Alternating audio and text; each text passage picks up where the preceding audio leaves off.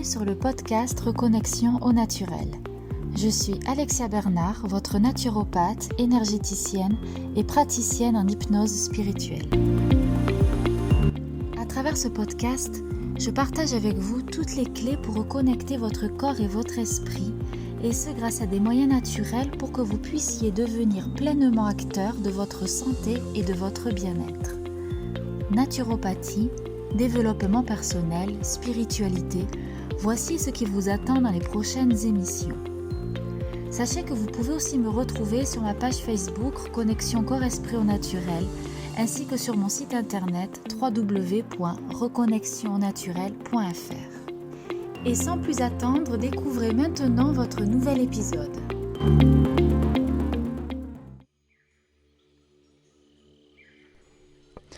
Bonjour, je vous retrouve cette semaine pour vous parler du syndrome de stress post-traumatique ou SSPT. Il s'agit d'un trouble anxieux qui fait suite à un événement ou une expérience traumatique.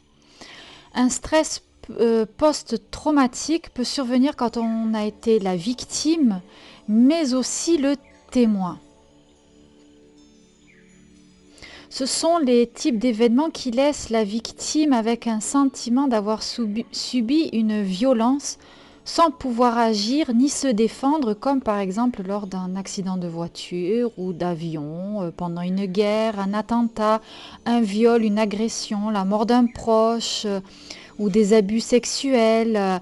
Voilà. Sauf qu'il est important de savoir, de comprendre qu'il n'existe pas d'échelle qualifiant l'intensité d'un stress post-traumatique. C'est-à-dire que cela est subjectif. Une même personne ne va pas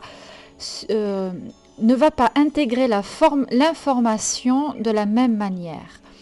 Une personne qui va, par exemple, subir un viol va intégrer psychiquement l'information d'une certaine manière, et une personne qui va avoir par exemple peur d'une araignée peut aussi subir un stress post-traumatique. Il n'y a pas d'échelle de valeur, ce n'est pas l'événement lui-même qui va faire que l'on subit un stress post-traumatique. C'est vraiment comment l'information est gérée. Du coup, cela est très important de le savoir pour ensuite pouvoir avoir une prise en charge adéquate et efficace. Car le choc psychologique les plus courants peuvent être l'intrusion, c'est-à-dire que la victime revit en permanence son expérience traumatique par la pensée ou en rêve. Elle peut avoir des flashbacks et cela peut durer donc de quelques heures à quelques jours. L'évitement et le fait que la victime va éviter tout ce qui peut évoquer son expérience traumatisante. Par exemple, suite à un accident de voiture, la personne va éviter de reprendre la voiture ou ne va pas reprendre le même chemin. Et l'hyperstimulation, c'est quand la victime est très anxieuse et elle est en permanence sur le qui-vive. Elle est toujours en train de regarder derrière son épaule, elle a toujours l'impression d'être en danger constant, et ce qui peut provoquer des réactions violentes et inadaptées. Les traitements couramment proposés dans le cas de stress post-traumatique sont évidemment une thérapie avec un psychiatre ou un psychothérapeute et accompagnés souvent d'une médication. Les thérapies cognitives et comportementales ou TCC sont souvent proposées, ainsi que l'EMDR, qui est une thérapie que personnellement j'aime bien et qui consiste à faire des mouvements de va-et-vient avec les yeux afin de court-circuiter l'information dans le cerveau. C'est très très efficace et de plus en plus de psychologues et de psychiatres le proposent. Et puis il y a aussi évidemment les thérapies de groupe. Donc un stress post-traumatique fait partie de la catégorie des troubles anxieux. Sa réaction peut être de suite après l'événement, ou plusieurs heures, plusieurs jours, voire plusieurs semaines après.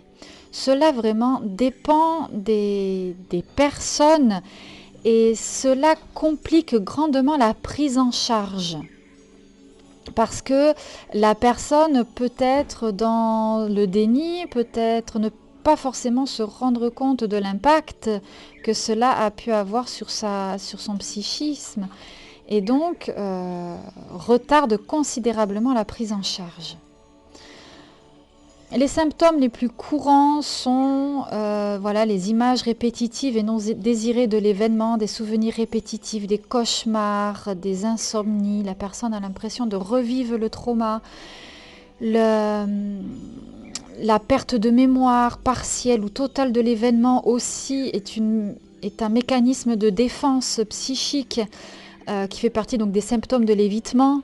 Le retrait social, les personnes deviennent hypersensibles, hyper émotives, elles ont un caractère instable et souvent sont dans la déréalisation, c'est-à-dire qu'elles sont dans cette impression d'irréalité, comme si elles étaient dans du coton.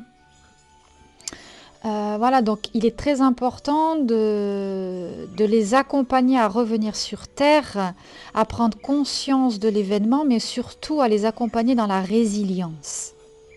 Tout le travail sera autour de cette résilience et afin de couper avec toutes les réviviscences. De mon point de vue, donc de psychopraticienne avec une dimension énergétique, les traumas vont s'inscrire dans la structure énergétique de l'individu, c'est-à-dire que le corps a une mémoire, le corps physique a une mémoire, mais le corps énergétique aussi. Et donc cela va se créer comme des sortes d'interférences au niveau vibratoire.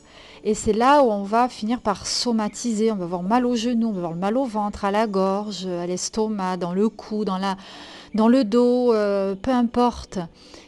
Et donc tout cela pour faire comprendre que le stress post-traumatique peut avoir 1 milliard de manifestations différentes, car chaque individu va réagir selon sa propre manière.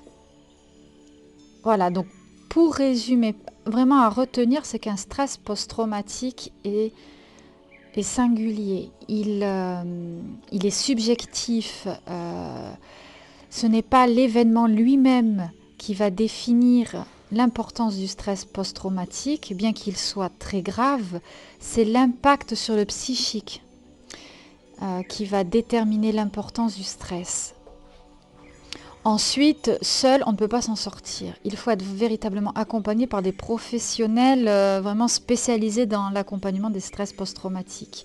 Ça ne se prend pas à la légère. Il faut vraiment être accompagné, je le dis, je le répète, mais c'est vraiment très très important pour pouvoir s'en sortir. Faire un travail psychologique, c'est important, mais aussi au niveau de votre structure énergétique. L'un et l'autre vont ensemble. Voilà, donc si vous voulez en discuter avec moi en commentaire ou en privé, c'est avec un immense plaisir. Pareil, si vous souhaitez partager votre expérience, je vous attends en commentaire. À bientôt, à la semaine prochaine.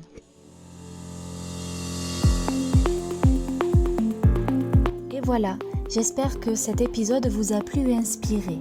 Si c'est le cas et que vous souhaitez me soutenir, n'hésitez pas à me laisser un commentaire et à vous abonner. En attendant le prochain épisode, retrouvez-moi sur mon site internet, ma page Facebook ou mon compte Instagram. Prenez soin de vous et à bientôt.